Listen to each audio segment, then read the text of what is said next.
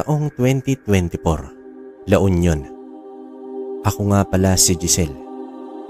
Habang nasa biyahe, ay nagkakalokohan na naman kaming magkakapatid dahil makikita na naman namin ang aming lolo na si Lolo Julio.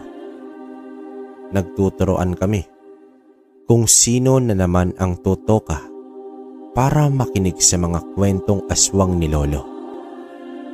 Sa totoo lang, kabaryo, pinagtitiisan na lang namin ang mga kwento ni Lolo dahil hindi talaga kami naniniwala sa aswang.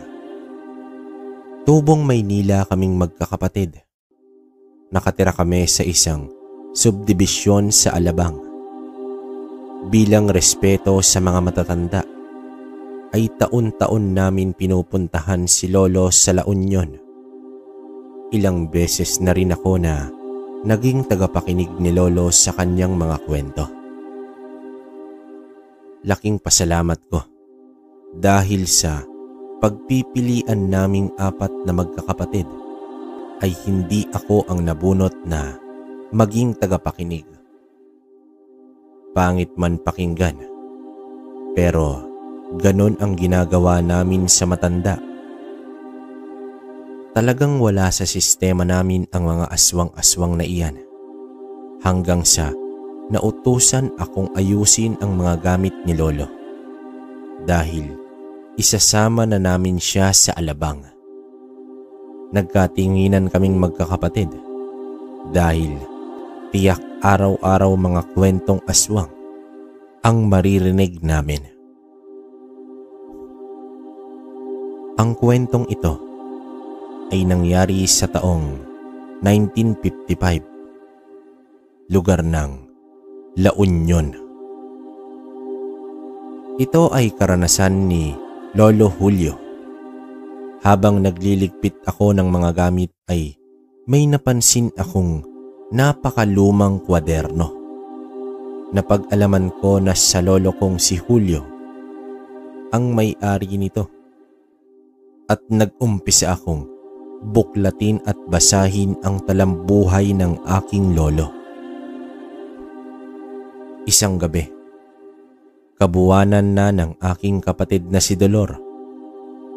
Mag-isa lamang siya sa bahay sa gabing iyon dahil hindi pa umuuwi ang kanyang asawa. Ang paalam nito ay pupunta sa kaarawan ng kaibigan. Pinigilan ito ng aking kapatid dahil alam niya na uumagahin na naman ito sa inuman. Kalat pa naman ang balita na may mga gumagalang nilalang tuwing gabi. Subalit ang kanyang asawa na si June ay hindi rin naniniwala sa mga aswang. Isang galang hayop lang daw ang umaatake. Kaya dapat isarado daw ng maigi ang mga pinto at bintana. Gayunpaman, tumuloy pa rin si June at naiwang mag-isa ang asawa nito. Sumapit ang alauna ng madaling araw. Nagising si Dolor dahil labis siyang naiinitan. Bumangon siya upang uminom ng tubig. Kumuha na rin siya ng pamaypay. Lumapit siya sa bintana upang buksan para makapasok ang hangin. Sa kanyang pagbukas ay may kung anong muka ang bumungad sa kanya. Sa gulat ni Dolor ay nabitawan niya ang bintana at muli itong sumara. Ang aswang na ang nag-angat sa bintana, kaya lang hindi ito makapasok dahil sa malapad na pakpak nito. Nagsisisigaw si Dolor, humihingi ng saklolo pero tila walang nakakarinig. Sa pagkataranta ni Dolor ay ang panungkit ng prutas ang nakuha niya. May talim ito na pakurba. Pinakiramdaman ng babaeng buntis ang bawat kaluskos na ginagawa ng nilalang. Pumaikot-ikot ito sa paligid ng bahay. Hanggang sa tumigil ito sa may bintana ng kwarto. Kaya marahang pumasok sa kwarto si Dolor at tumambad sa kanya ang nilalang na pilit ipinapasok ang sarili sa bintana. Sa pagkataranta ni Dolor ay pinaghahampas niya ang nilalang hanggang sa sumabit ang pakurbang talim sa itaas na likod ng aswang. Pinaghihila naman ito ng buntis. Sa kakahila ay tuluyang nakapasok ang nilalang sa kwarto. Kaso lang, naiwan sa labas ang pakpak nito at nabagsakan pa ng takip ng bintana. Kaya wala nang nagawa ang nilalang kundi ang pumiglas.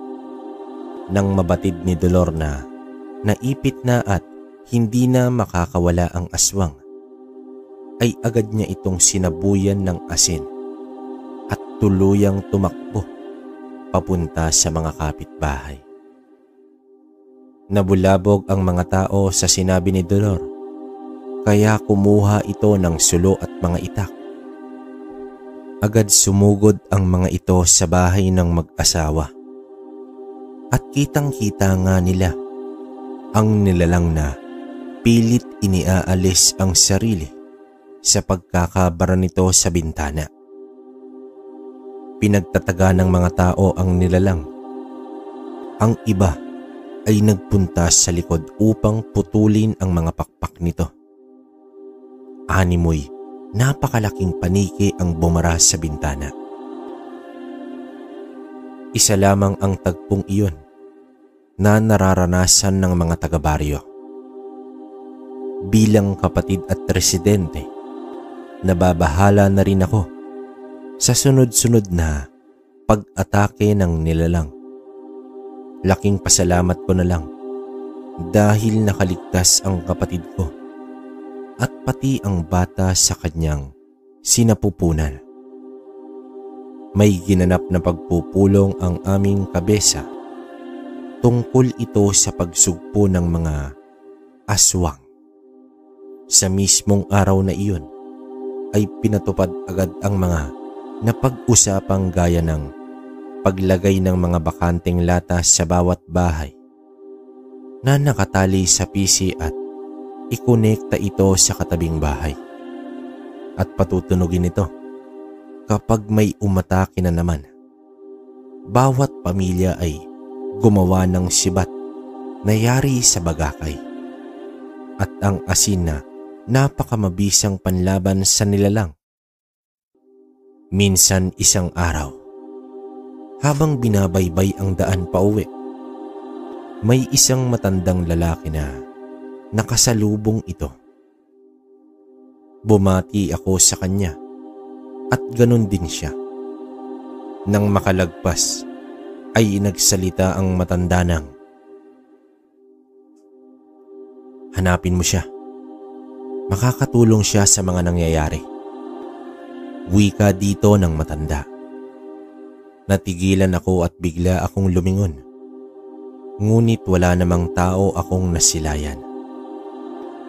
Kaya nagpatuloy ako sa paglalakad papunta sa aming bahay. Ako nga pala si Julio, tubong La Union, at isa ako sa mga tumutugis ng mga nilalang.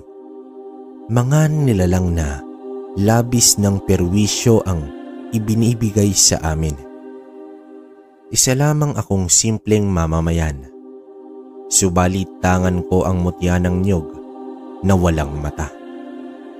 Ito ay may pangkalahatang tagaliwas. Pinakatangan nito ay maililigtas ka sa bala at patalip. Sa pananatili ko sa bahay, napaisip ako sa sinabi ng matanda. Pero maaari din na namalikmata lamang ako. Pero randam at nakikita ko talaga na nagkasalubong kami. At sino kaya ang sinasabi niyang makakatulong sa problema namin? Matapos ang tanghalian, dinayo ko ang mga kakilalang antingero at inilahad ko sa kanila ang sinabi ng matanda. Lahat sila walang ideya sa sinasabi ko, maliban sa kaibigan kong mangkukulam. Oo, tama kayo. May kaibigan akong mangkukulam. Pero taliwas na sa kaliwa ang ginagawa niya. Nasa panig na siya ng kanan. At dahil dyan sa taong sinasabi ko, ayon sa kanya, isang napakalakas na ermitanyo ang tinutukoy ng matandang nakasalubong ko. Hindi ito basta-bastang nagpapakita. Kung hindi daw siya sumuko noon, ay baka matagal na siyang patay sa kamay ng ermitanyong si Piping Marasigan. Walang eksaktong lugar kung saan namamahay ang ermitanyong ito. Pero may isang bahagi sa bundok na posibleng baka naroon ang ermitanyo. Matapos ang usapan, ay umuwi na ako ng bahay at pinag-iisipan ko ang sinabi ng mangkukulam. Sa pagkakaalam ko, pugad ng mga maligno ang bundok na sinasabi ng mangkukulam na si Tandang Ursula. At isa pa sa pinagtatakahan ko, bakit gano'n na lang karami ang mga manananggal sa aming lugar? Halos gabi-gabi, umaatake ito. May mga napapatay pero may pumapalit naman agad. Bago gumabi, ay binalikan ko ang mga kaibigang antingero upang yayain na hahanapin namin ang ermitanyo. Subalit noong nalaman nila na sa bundok ng maligno ako pupunta, ay umatras na ang mga ito. Labis akong nadismaya dahil naturingan pa naman silang antingero at hindi daw sila naniniwala na may ermitanyo sa aming lugar. Dahil kung meron, di sana wala ng mga aswang na umaatake. Julio, magpapakamatay ka sa taong inahanap mo na hindi mo naman alam kung totoong umiiral? Sabi ng isang antingero. Mas mabuting mamatay na may ginagawa kaysa katulad ninyo na nakatunganga. Sambit ko sa kanila. Sa gabing mismong iyon ay inihanda ko ang mga kailangan sa aking paglalakbay. At kinaumagahan, hindi pa sumisikat ang haring araw, ay lumakad na ako. Ngunit sumunod sa akin si Celestino, ang alaga kong aso. Pilit ko siyang pinapabalik ngunit ayaw niya talaga. Napakadelikado sa pupuntahan kong lugar. Ngunit ayaw niya talagang magpaiwan. Sige, kapag kinain ka ng mga maligno, hindi ko na kasalanan yan. Bahala kang aso ka. Sambit ko pa rito. At sabay nga naming tinahak ang daan patungo sa bundok ng mga maligno. Sa katunayan, maganda rin pala na may aso kang kasama sa paglalakbay. Dahil napakalakas ng pakiramdam at pang-amoy ng mga ito. Sa aming paglalakbay, ilang beses rin na nakaligtas ako sa mga banakon dahil sa tumatahol itong si Celestino sa bahaging may ahas. Pati sa panghuhuli ng ligaw na manok upang makain namin ay lubos na nakakatulong ang alaga ko. 5 taon na rin nasa akin ito. Isang tuta na biglang sunod ng sunod sa akin. Pakiwari ko'y wala namang nagmamay-ari kaya kinupkup ko na lang. Sa katunayan, si Celestino ang tagagising sa akin kapag may nilalang o kahit anong uri ng elemento ang umaatake malapit sa bahay ko. Sa pagsapit ng gabi, kumpiyansa ako dahil may tagabantay. Sa kalagitnaan ng aking pagkakahimbing ay nagising ako dahil umaangil si Celestino. Sa aking pagbangon ay tumambad sa akin si Celestino. Nakaharap ang isang sigbin na tila magbubuno na ang dalawa at parehas ng umaangil. Sinuway ko si Celestino dahil hindi ordinaryong hayop ang kaharap niya. Agad kong tinigal po ang sigbin at tuluyan na itong tumakas. Masasabi kong matapang talaga ang alaga ko. Ngunit nag-aalala na ako dahil isang araw na lang ay makakarating na kami sa bundok ng maligno. Hinimas ko ang ulo nito at nagwika ng, "Ikaw naman, bakit ka pa kasi sumama? Paano kung hindi ko na natuloy ang sasabihin?"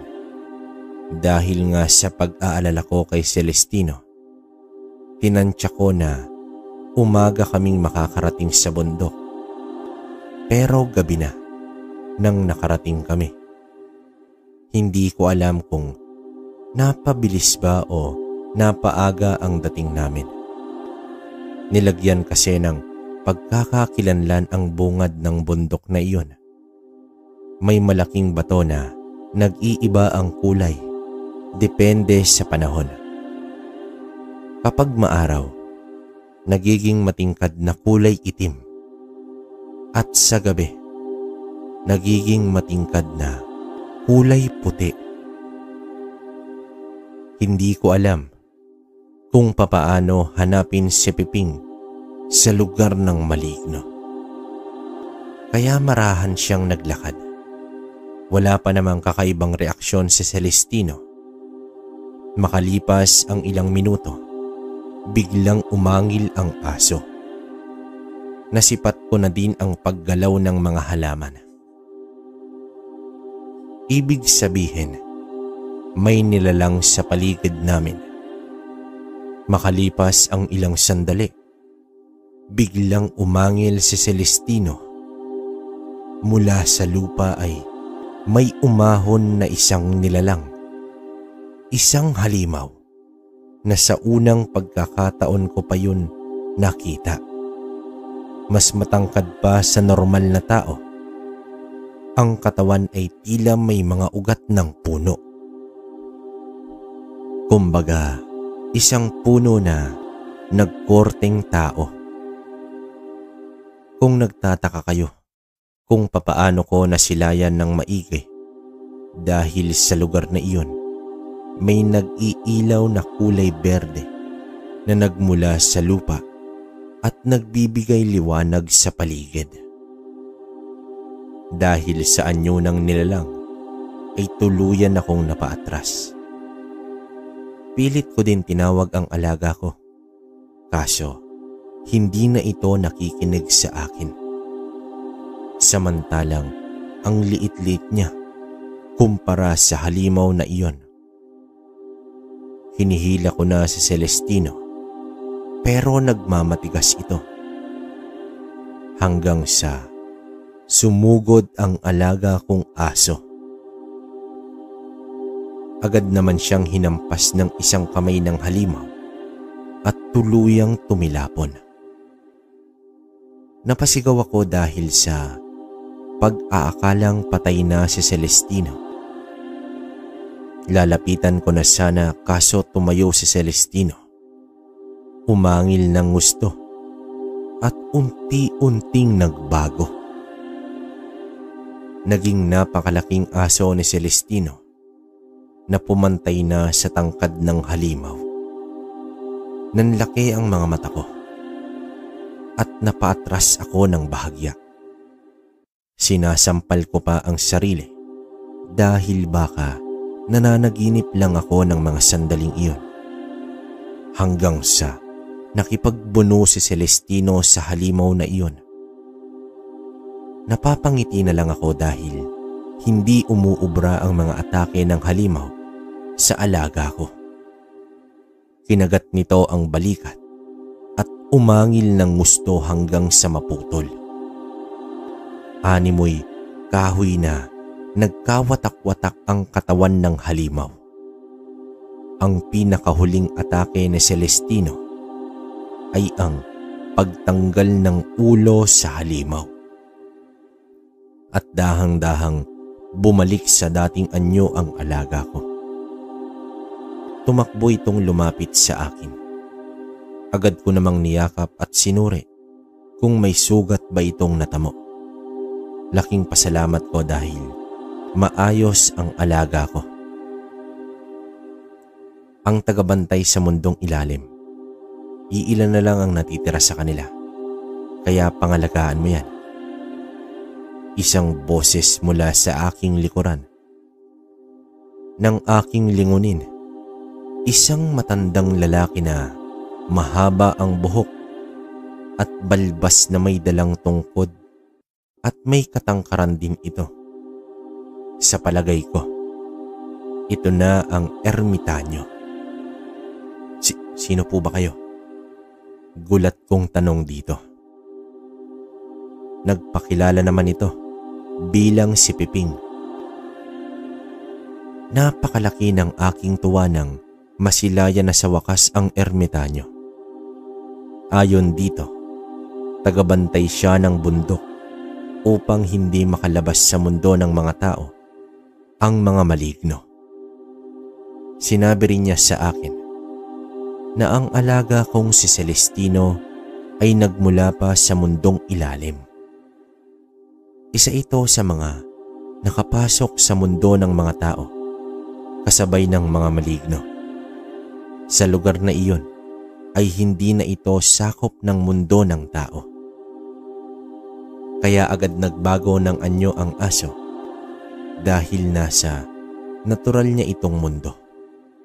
Pero dahil sa nangyaring pagpapalit anyo nito, ay isa itong hudyat na sa anumang oras ay kaya na ng aso ang ipakita ang tunay nitong anyo kapag kinakailangan.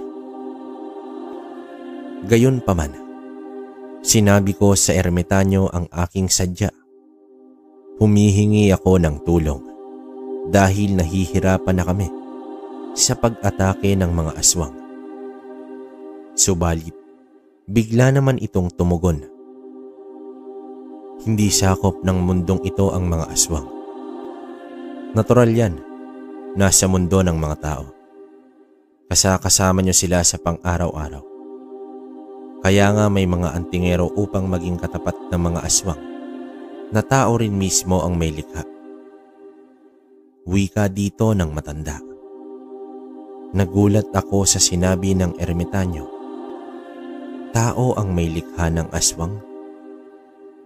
Ayon sa ermitanyo, dahil sa labis-labis na kalupitan, pang-aabuso, pagpapahirap, takot, lungkot, miserable, kawalan ng pag-asa at pagbitiw sa paniniwala sa may kapal ang naging rason kung bakit nabuo ang isang nilalang upang tumayo at ipaglaban ang sarili.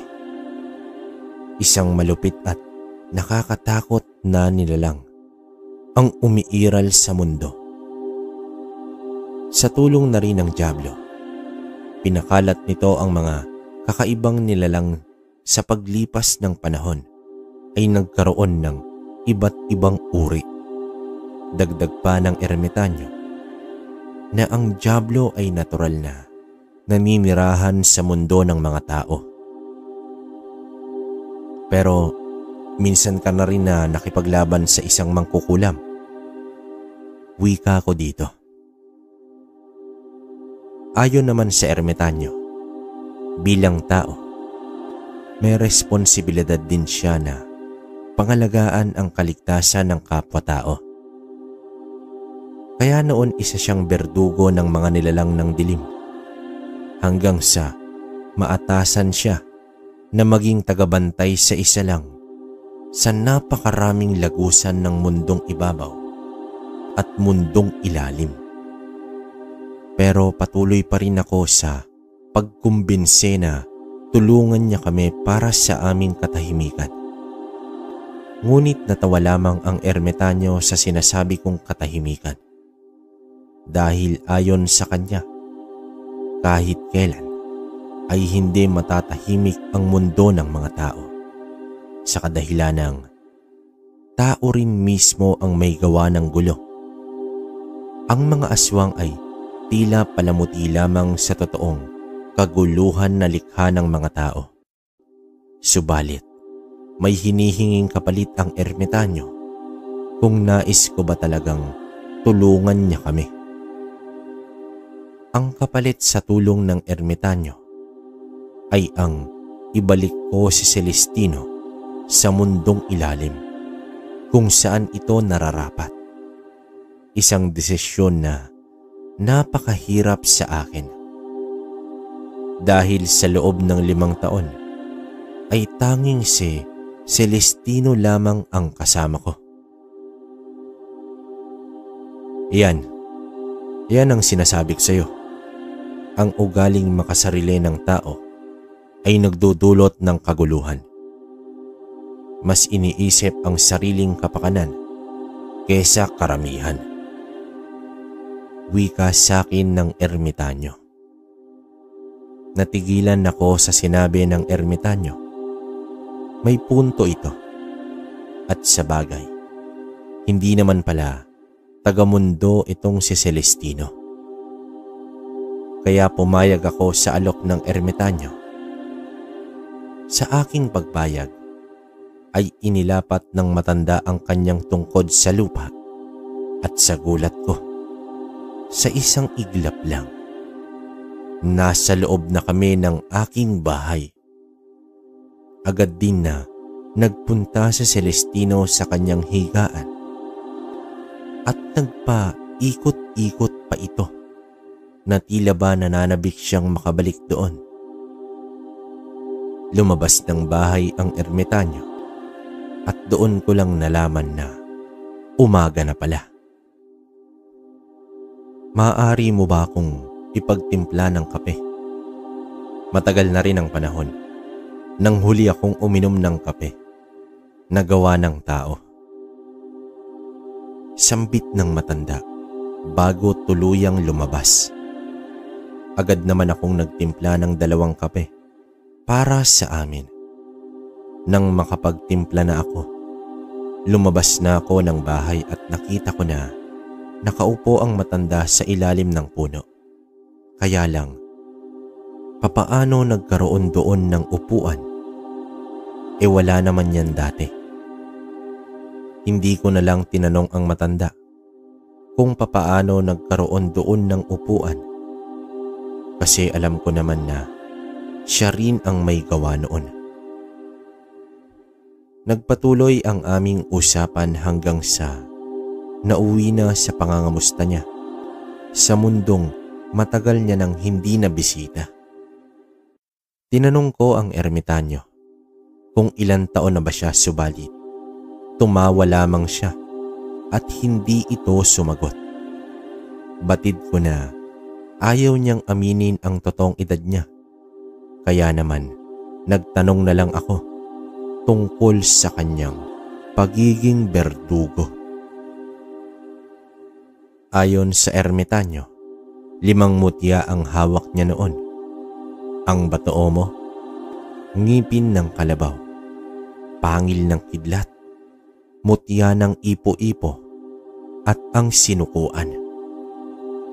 Lahat ng iyon ay natunaw at sumanib sa kanyang katawan nang mabasbasan siya ng anghel. Simula noon, naging tagatugis siya ng mga aswang, mangkukulam, mambabarang at masasamang elemento sa norte. At naitanong ko rin sa kanya kung saan siya nahirapan ng lubos sa kanyang mga nakainkwentro. Ayon naman sa ermitanyo, ang gabunan ng maranhig at engkantong dagat ang nagpapahirap sa kanya noon dahil wala naman siyang kakayahang makahinga sa tubig kaya napakalaking balakid sa kanya iyon.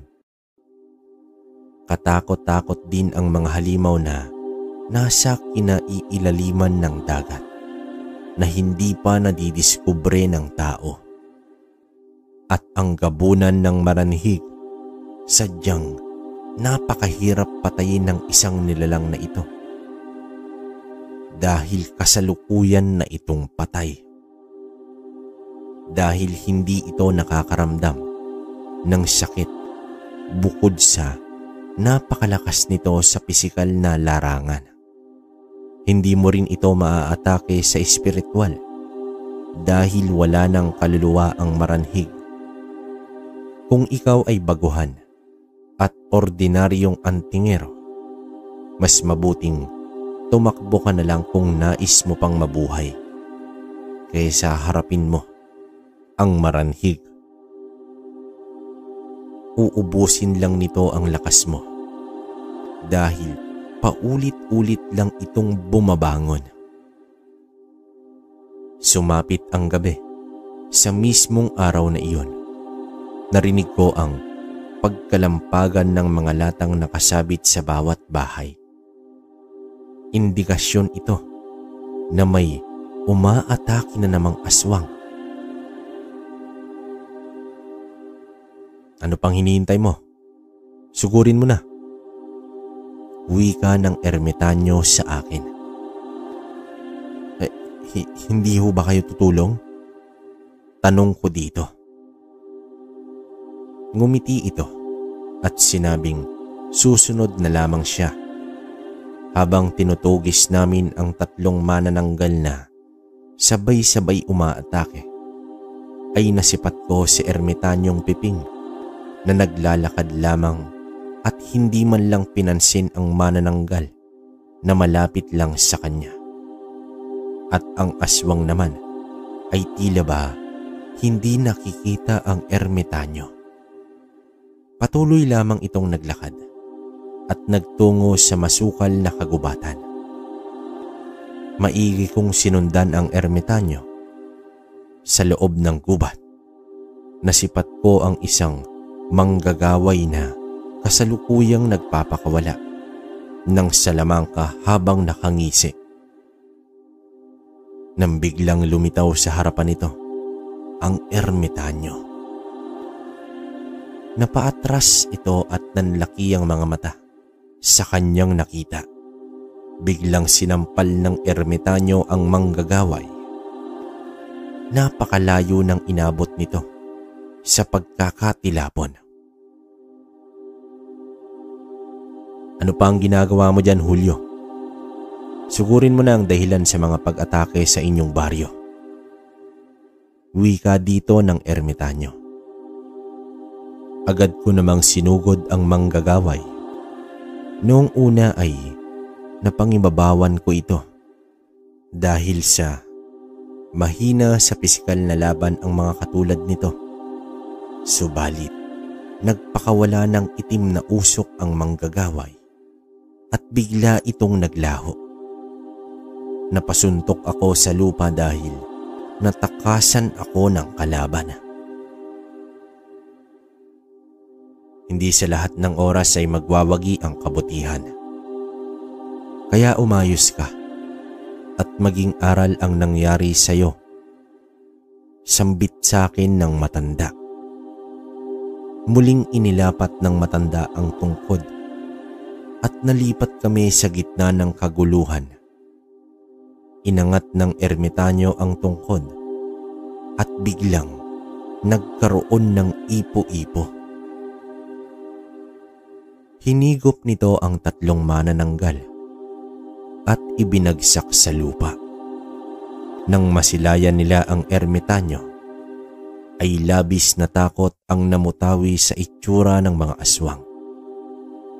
Ibinuka sa ere ng ermitanyo ang kanyang isang palad at marahan niya itong isinasara.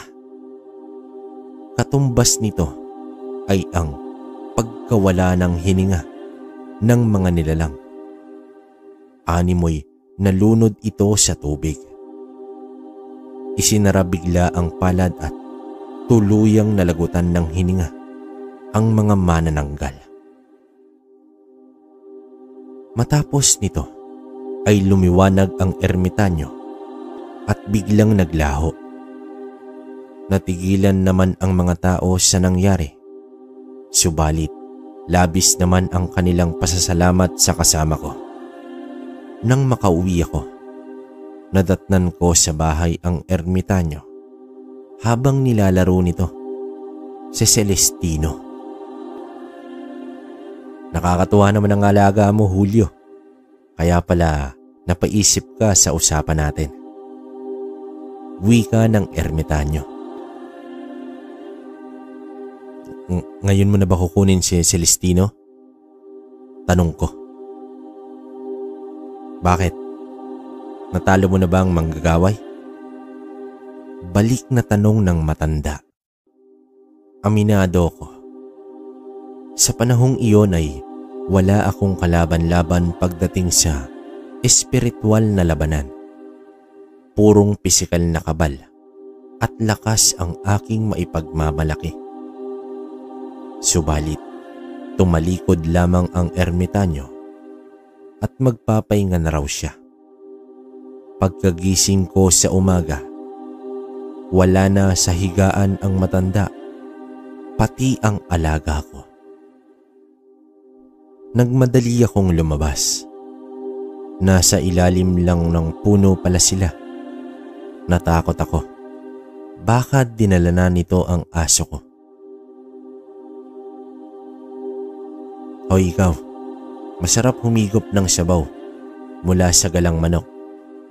Bakit di mo umpisahang manghuli ng manok, Julio? Sambulat ng matanda. At dahil sa sinabi nito, ay agad akong naghanap ng ligaw na manok upang lutuin. Nang matapos ang agahan namin, laking tuwa ng matanda dahil ilang dekada na raw itong hindi nakakakain ng tinolang manok.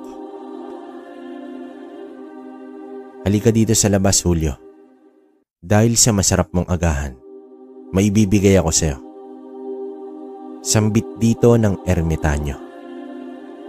Itinuro sa akin ng matanda ang isang bato na korting libro na nakatarak sa lupa. Nang aking lapitan, may mga nakaukit dito na mga letra, ngunit hindi ko ito maintindihan. Ayon sa ermitanyo, isa sa mga 7 salita ng Diyos ang nakaukit sa bato. Tinakpan ni ermitanyong piping ang mga mata ko at sa pagbuka nitong muli ay nabasa ko na ang salita.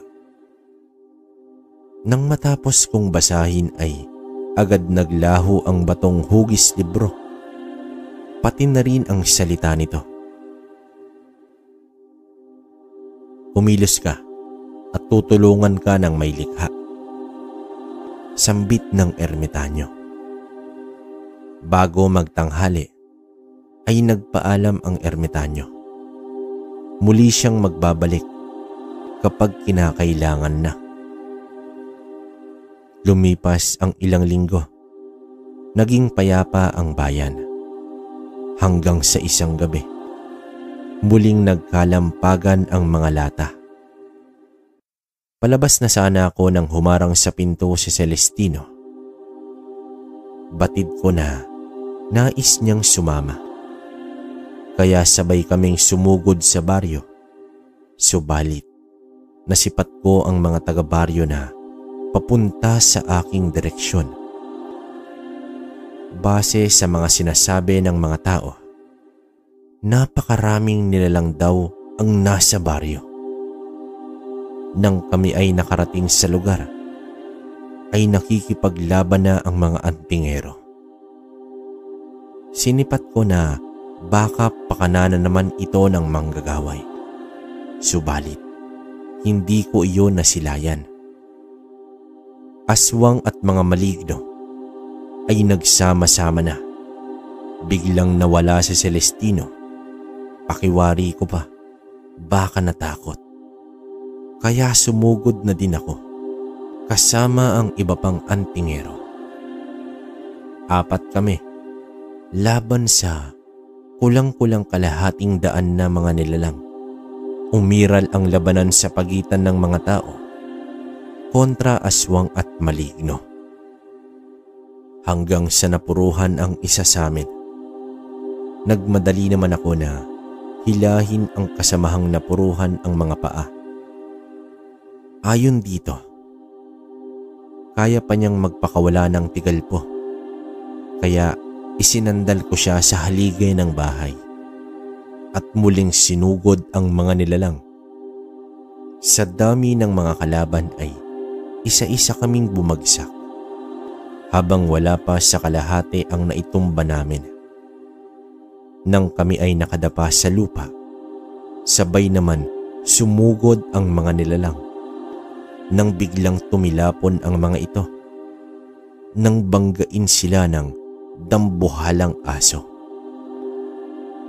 Walang panama ang mga nilalang sa mga kalmot at kagat ng alaga ko. Bumangon na rin kami at tuluyang nakipaglaban. Nagwagi kami sa labanan sa tulong ng aking alagang si Celestino. Nagulat ang mga kasamahan kong antingero sa muling pagbabalik anyo ng aking alaga bilang isang ordinaryong aso. Nagtagumpay man kami sa sandaling iyon. Ang pagsulpot ng mga nilalang ay isang pagsugod. Ibig sabihin, may namumuno sa kanila. At malakas ang aking kutob na walang iba kundi ang manggagaway. Ang may kagagawan nito base sa aking pananaliksik sa manggagaway. Sa taong 1891, ang angkan nito ay sinunog ng mga taga-baryo dahil sa pagiging mangkukulam. At makalipas ang ilang dekada, muli itong nagbabalik upang ipaghigante ang kanyang lahi. Sumapit ang kabilugan ng buwan. Napakalaki at napakaliwanag nito. Biglang nag-iba ang pakiramdam ko sa gabing iyon. Napaka maalinsangan at hindi ako makatulog. Kaya lumabas ako at nagpunta sa ilalim ng puno. Kaso, wala na doon ang upuan. Kaya bumalik ako ng bahay upang kumuha ng silya. Subalit nasipat ko sa silong ng bahay ang mga tiyanak na gumagapang. Nasa 6 ang bilang nito. Napaatras ako at inihanda ang sarili. Isa-isang nagsitayuan ang mga tiyanak at patakbong sumugod sa akin. Isa-isa ko din silang sinalubong ng aking mga suntok. Nasipat ko ang palakol na nakatarak sa putol na katawan ng puno. Dali ko itong kinuha at ginamit sa pagpaslang ko sa mga tiyanak. Habang nakikipaglaban ako, ay lumabas ng bahay si Celestino at nagpalit ng anyo. Tumakbo ito patungo sa baryo. Ibig sabihin ay may kaguluhan sa baryo.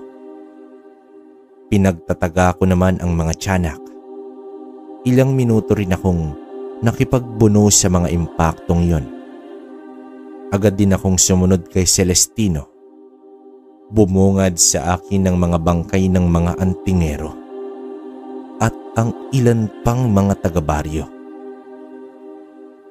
Habang pinagtutulungan ng mga kapre at tikbalang si Celestino, naging abala naman ako sa pagligtas sa aking kapwa taga-baryo.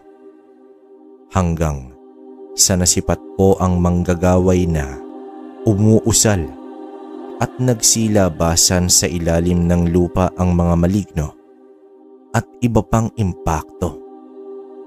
Napasambit na lang ako sa Diyos dahil hindi namin kakayanin ni Celestino.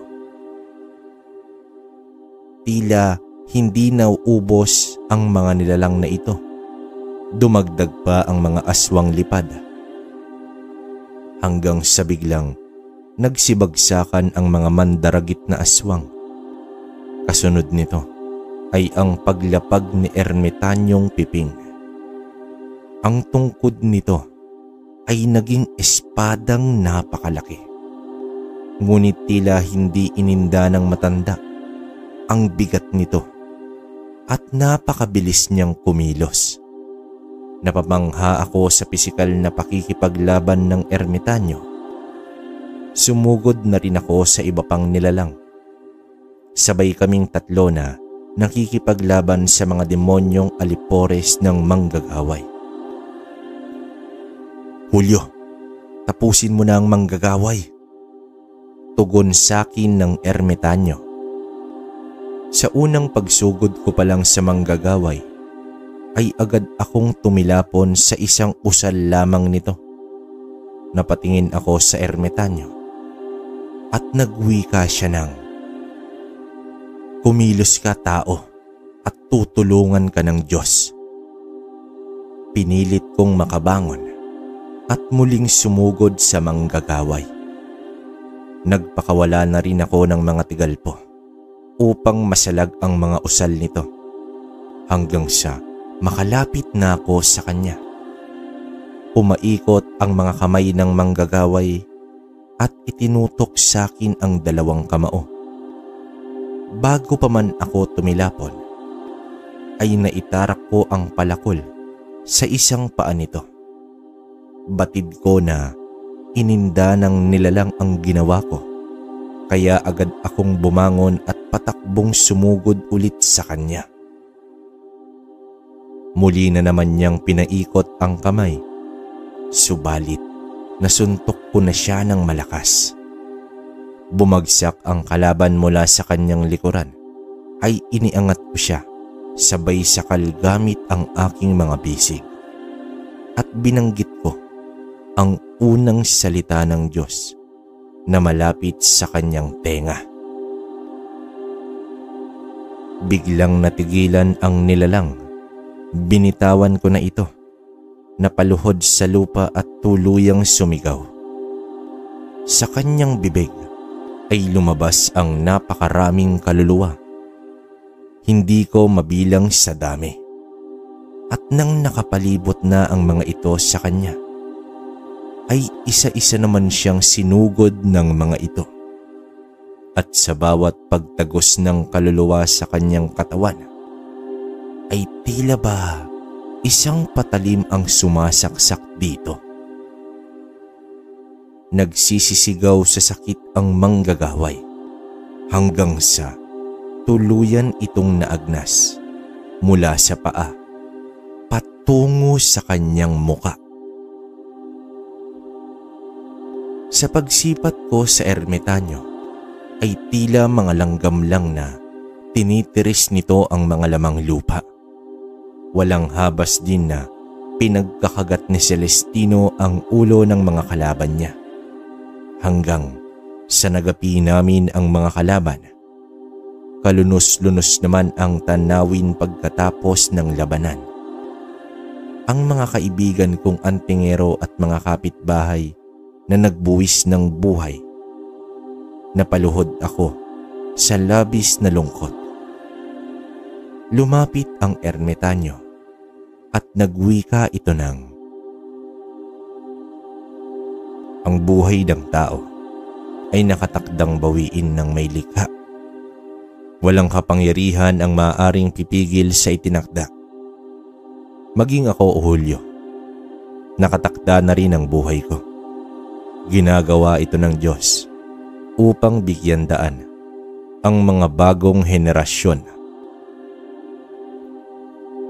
Lumakad ang ermitanyo at sumabay sa kanya si Celestino na nasa anyong lobo. Tumigil at tumingin sila sa akin. Lumapit si Celestino sa akin at dito ito umatungal. Inilapit ang kanyang muka sa akin. Ramdam ko ang kalungkutan ng aking alaga. Napayakap ako dito at sinabing, bumalik ka na sa mundo mo. Habang unti-unting lumalayo sa akin si Celestino, ay hindi ko mapigil ang silakbo ng damdamin ko. Napaiyak ako dahil tuluyan ng lilisan ang aking kaibigan hanggang sa lumiwanag ang ermitanyo at tuluyang naglaho ang dalawa. Nagpatuloy ako sa buhay bilang antingero at lumipas ang ilang taon. Nakilala ko na ang babae sa aking buhay.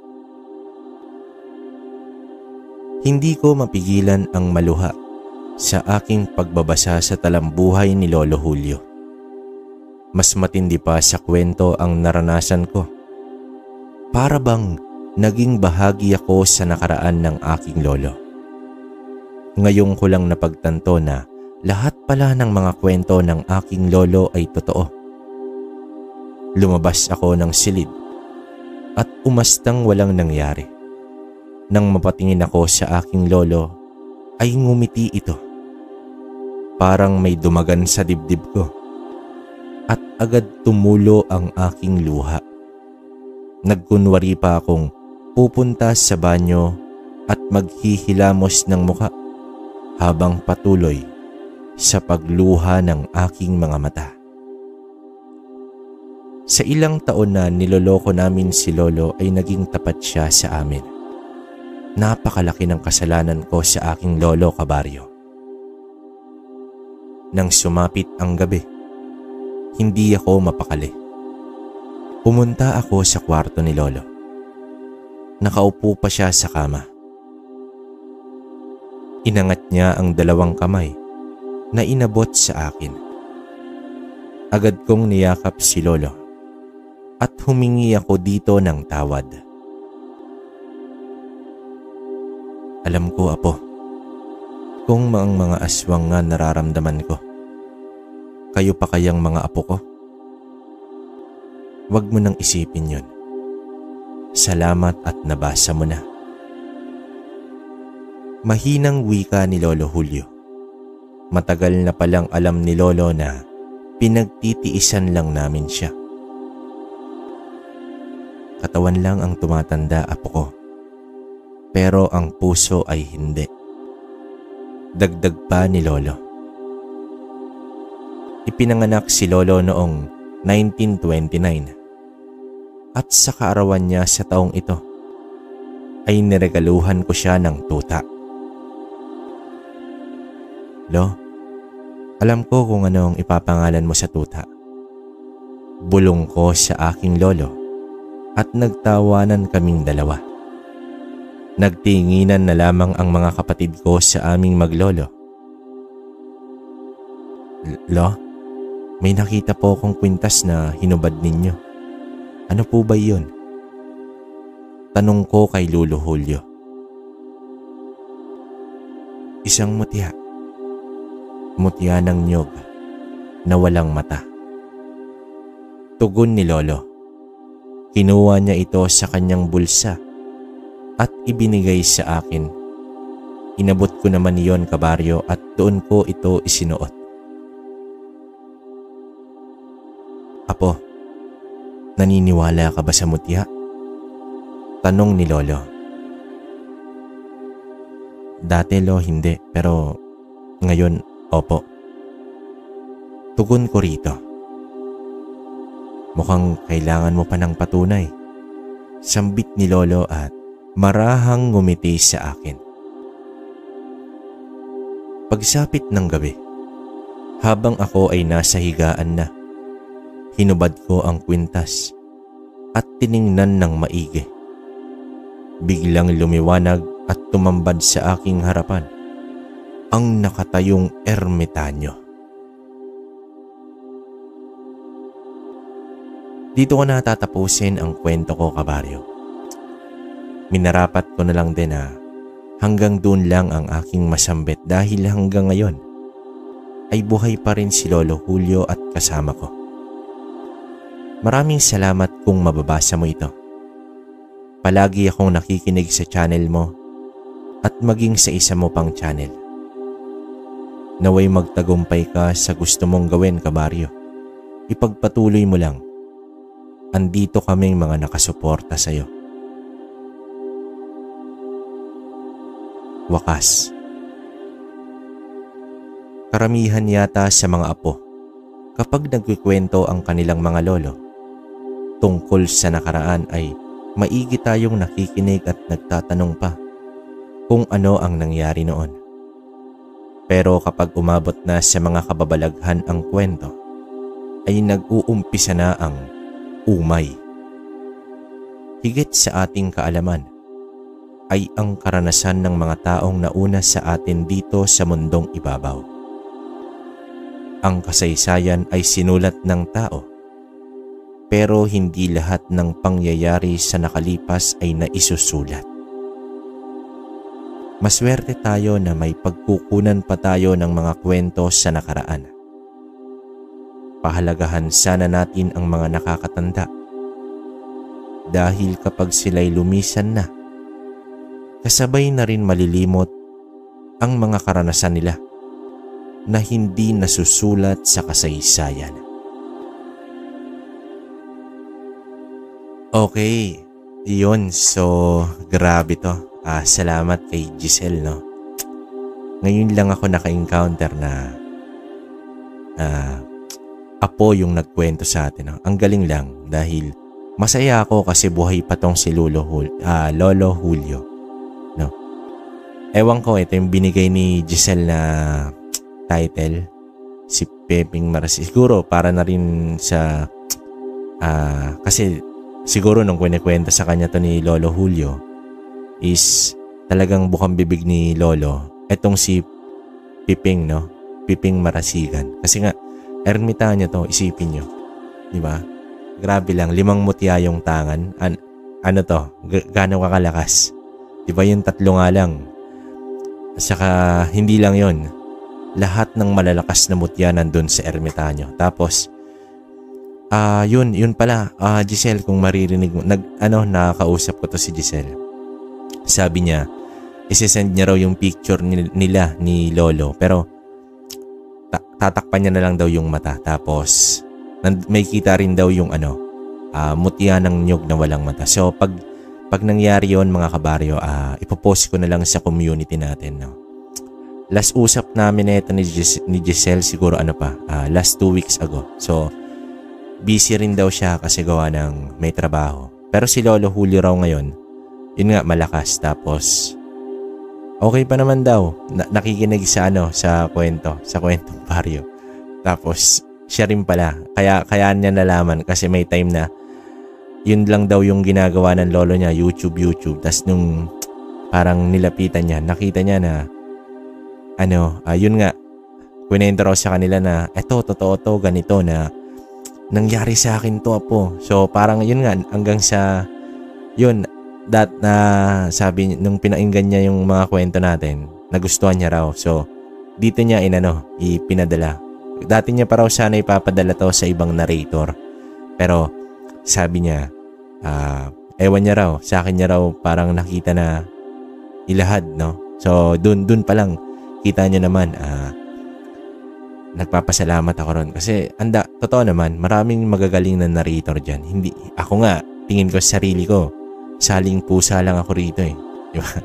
Ang dami. Alam nyo naman yan, mga kabaryo. Kaya nga nagpapasalamat ako sa inyo na nakasuporta pa rin kayo, di ba? Biruin nyo yun na sino ba yung kwentong baryo na yan na, di ba? Pero kita nyo naman ngayon, nare-report yung YouTube. Di ba? So, yun lang naman. Nakakatuwa lang kasi may mga ganitong tao talaga na na-appreciate yung ginagawa na. Yun, by the way, salamat ulit Giselle. Alam ko maririnig mo to kasi updated ka naman at si Lolo Julio, no? Hindi totally Lolo Julio eh. Yung Peping Marasigan kasi, yun yung pinasa ni Giselle. So, ewan ko kung si Lolo Julio talaga yung karakter o pinalitan ni Giselle yung pangalan. Pero, alam ko mababasa niya to. Tas siguro mapapainggan to ni Lolo. Parang ako yun di ba? Parang ganon. So, yun. Yun. Muli, ayoko nang magbigay ng comment kasi nakita naman natin na napakaganda ng istorya, no? May kurot sa dulo saka may aral, no? Sana sa mga ganitong istorya, mga kabaryo, may napupulot kayong aral kasi napakahalaga, lalo na yung huling salaysay nila na pahalagahan nyo yung mga nakakatanda. Hindi lang yung mga lolo't lola nyo kung nabubuhay pa, no? Pati yung mga magulang nyo, no? Kasi nga, hindi dahil sa sila yung nauna o mas nakakatanda sila. Siyempre, wala naman sila wala tayo kung wala sila, diba? So, yun. Parang ako, diba, lagi kong sinasabi, wala namang kwentong baryo kung wala kayo. So, ganun. Kita nyo naman. Ayun, mamaya magkaiyakan pa tayo rito. Yun lang. Alam nyo ba nakakalungkot yung nangyari doon kay Celestino, no? Kasi ako may alaga rin ako. Nakakalungkot yun, mga kabar. Alam ko masakit yun para sa nangyari kay Lolo Julio. Pero sana yung tuta niya ngayon okay din, no? Hindi naman nabanggit ni Giselle yun eh. Pero feeling ko okay naman. So yun, hindi. Oo nga pala, may utang ako sa inyo. Shoutout ko muna kayo.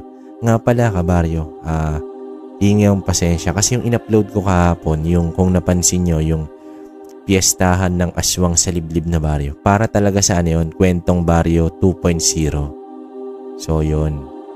Tapos, itong piping na to, kahapon to dapat sa kwentong baryo. Yun nga lang, nagkaroon ng audio na naman na problema. Pero ngayon, okay na. Ito, ninarrate ko na naman on the spot. So, ito, isang mabilis tayong shoutout kasi alam niyo naman na inaabot tayo ng ilang minutes, no, sa shoutout pa lang. So, wait lang. Unahin natin yung nakaraan. Tama ba to? Ito nabasa ko na to.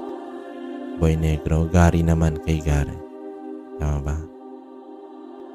Ayun. Sige, wait lang Ayun, salamat kay Ma'am Ramonita Verdugo, kay Nanay Ana. Salamat po sa pag-suporta sa channel natin, no? Raquel Philly. Ayun. Sabi niya magandang story kaso nakakaantok ang narrator. Okay lang naman. Tanggap natin yan. Walang problema, kabaryo. Saka si Ma'am Roslyn Dalopera yun. Si Ma'am Cherry Basilio na member natin. Si Ma'am Jenny Golosino. Yun. Arlene Kulsbesa. Yan. Si Pinay sa Cyprus. Salamat po, Nay. Sabay ng pagsikat ng araw dito nakaabang. Nakakagaang pakinggan ng boses mo, Nak. KB Ray. Ingatan ka lagi ng poong may kapal. Salamat, Nay. Pinay sa Cyprus. Salamat po. Ingat din kayo dyan, ha? Salamat po lahat. Michael J. Son Octaviano. Yun. Late daw si Boss Mike. Si Ronnie Manso. Ito yung about kay Gary, no? Kung natatandaan niyo, mga kabaryo. Yun. Si Kurt Patrick Garcia. Salamat. Si Ma'am Asil Gumban. Basahin ko ba? Magandang magandang message sa atin ni Ma'am Asil. Pero English to. Pero okay lang. Ray, blissful morning to you and to all your loyal supporters. Para din daw sa inyo, mga kabaryo. Who never gets tired of supporting you all the way. Yon, salamat. Alam naman natin yan. Just listening to you problem with your channel because of misdeed of a 3.5 who's envious jealous. Yun. Bitter who deflect others for their own advantage. Yeah, tama naman, tama. Ray, let karma doing its power to save you and your predicament. There's an adage that says, hindi natutulog ang Diyos. Tama po. Salamat po, Ma'am Asil. He knows everything. Maybe their envy cause being the neophyte still you soar the peak and success of your own channel. Wala pa naman po, Ma'am Asil, pero salamat po, no, na sa inyo rin. Salamat. Grabe. Nakakatouch yung ganitong besides, as I observe, you have so many subscribers, followers, listeners, and avid fans who's listening daily to your stories. I'm addicted to all aswang stories as much as possible. I'm trying to listen to all channels. O yun, sa tama naman, pakinggan nyo rin yung iba. Hayaan natin sila na pagbawalan nila yung mga supporter nila na, wag kayong makinig dyan. Ako hindi. Sabi ko nga, salamat kasi maraming mas magaling pero nagtiwala kayo rito. Si Rick Grims, boss. Oo, boss. Hinihintay ko pa. The Royal Deal. Shout out sa'yo, boss. Ingat ka. Asa na? Nawala na naman.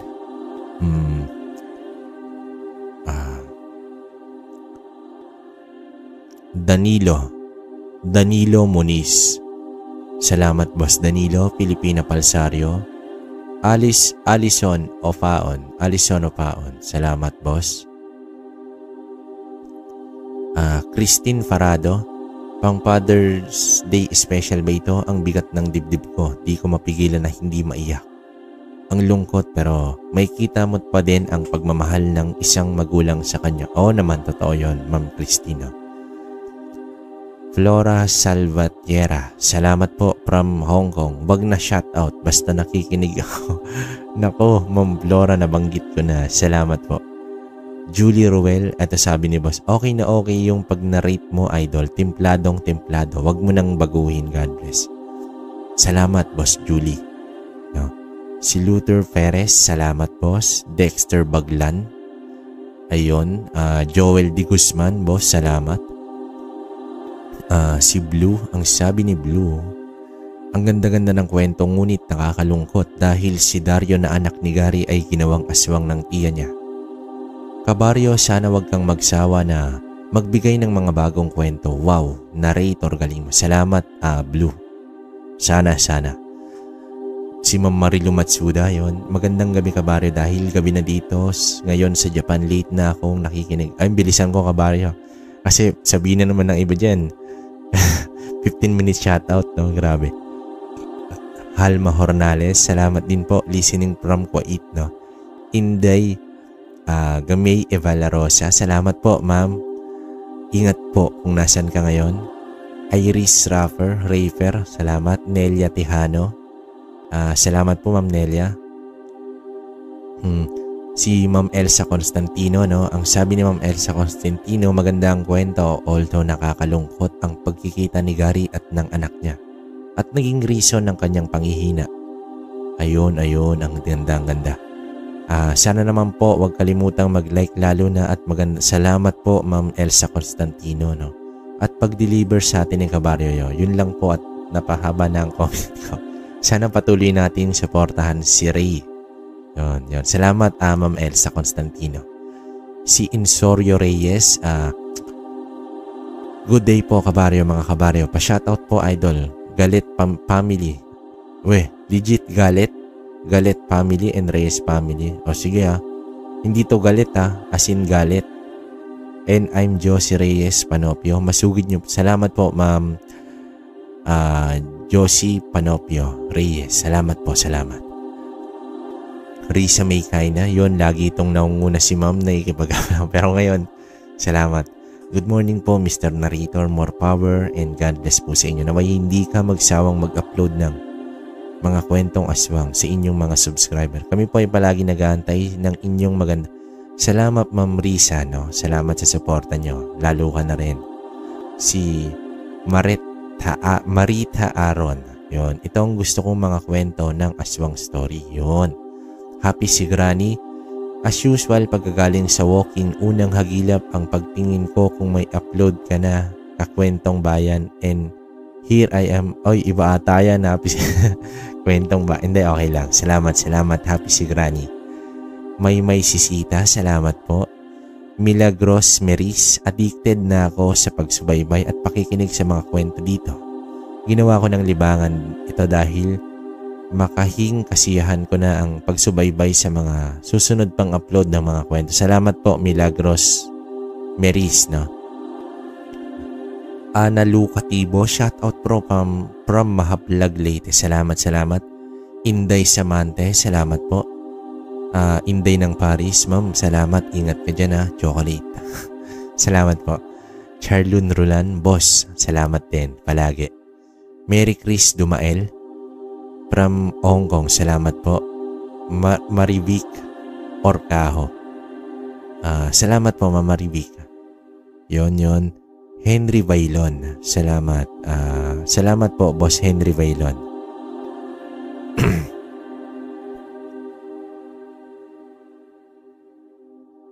Susan Manalo, yon. Si Pansito Eligin. Sinagot kasi nila si Ross Gonzales. Ang sabi ni Boss Ross, sana po ay mag-improve ang pagnanarrate sa storya. Very dragging at aantukin ka sa kabagalan ng pagbabasa. Sensya na po sa comment, suggestion for improvement lang po. Oo, okay yan mga ganyan, boss. Pero sabi nga nila, sabi ni Pansito, di matulog ka, simple. Sabi ni Ma'am Susan, kung ayaw mong antukin, tigilan mo nang makinig. Di ka naman wag na kayong mag-away. Hindi, salamat po. Okay lang po yun mga kabaryo. Open po ako sa ganun para alam ko kung nagagandaan pa ba kayo o ayaw nyo na o nauumay na kayo. So yun, grabe ang dami. Wait lang. Ilang minutes na. Uy. Lynn Velasco, salamat po. Ito na yung kahapon na. Romilyn Berbano, salamat po, salamat. Ayun, ay nabas. Basila Arevalo, salamat po, boss. Salamat po, ang dami. Hazel Borsena, yun. Si Tita Sareno na naman ang nabasa natin na lagi tayong, ang sabi niya, paano na kaya ang buhay ko kung walang kwentong baryo. Grabe, salamat tita, ha, na inaabangan ko at pinapakinggan ko everyday. Nakakawala ng stress at boredness. Hindi ba tama ako mga kabaryonatik? Lodi ka talaga. Mas lodi kita tita. Salamat po, salamat. From the Ilocano Vlog, from Singapore, salamat po. Tahani Vlog, salamat boss. Kabaryo, ang ganda ng kwento, may aral ito. Sabi ni Blue, pampatulog. Julie Roel, si Ma'am Marilu, Arma Hornales, si Iram 9683. Kakabalik lang ulit ni Ma'am Iram Maria, no? Clover Lips, salamat. Happy si Granny. Filipina Palsario, yon. Si Buknoy Badadios. Mali ako, boss, sorry. Tagal-tagal na rin akong di naka-comments but lagi nakatutok sa kwentong wow. 24/7 po sa PC ko at naka-speaker and amplifier. Salamat, Boss J.R. Badayos from Guadalupe, Cebu City. Mag-send na lang ako sa story experience ko kung di ako busy. Freelance robotics automation programmer. Wow, grabe to si Boss J.R. Badayos. Ingat ka dyan, boss. Yon si Bantay, no? Ang Bantay. Pakinig, idol. Salamat, idol, no? Pwede nyo tingnan yan, si Ang Bantay, no? Adrian Ruby, don't bring a chinelas to an aswang fight. Tama naman. So, ayun lang. Meron pa ba tayong nakalimutan? Wala, nakabaryo. Crisilin Elacer, no? Ayun, sabi ni Crisilin Elacer, salamat po. Si June G Alcantara, salamat kabaryo. Salamat po sa inyong lahat. Muli po, humihingi ako ng pasensya sa na-upload kanina pero mukhang okay naman at yung appeal natin kay YouTube mga kabaryo, good news, konti na lang, mukhang matatapos na rin. No? Sana pigilan po muna nating mag-upload sa ibang platform kasi yun, tapos yun pa rin, siguro hanggang maging okay ako kabaryo, saka ko na kayo re-replyan ha. Tingnan nyo, kita nyo naman nababasa ko, diba? So, wag na kayong magtampo. Yun, muli, maraming salamat sa inyo at suportahan nyo pa rin yung kwentong baryo natin 2.0. Marami na ron, nakahanda na kagaya na ito. Pero, dun every other day tayo, dito everyday para sa inyo yan lahat. No? Well, hindi para sa akin. Pag kumita na, pag bumalik yung dati nating sahod na minimum, para sa ating lahat na.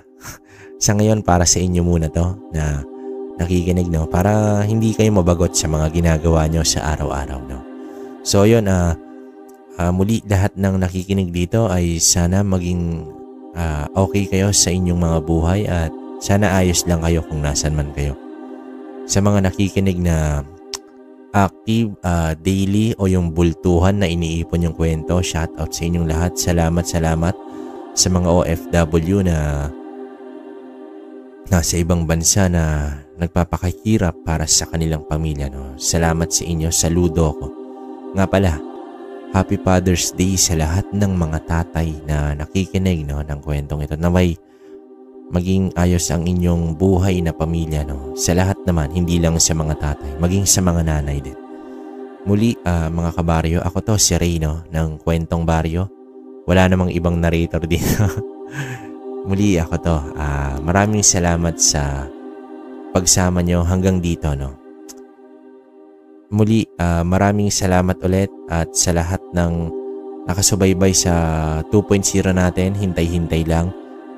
Hanggang dito na lang mga kabaryo. Marami pa akong sasabihin pero next upload na. About dun sa sinukuan, yung papamigay natin. No? Muli hanggang dito na lang at hanggang sa susunod na kwento. Maraming salamat sa inyo mga kabaryo.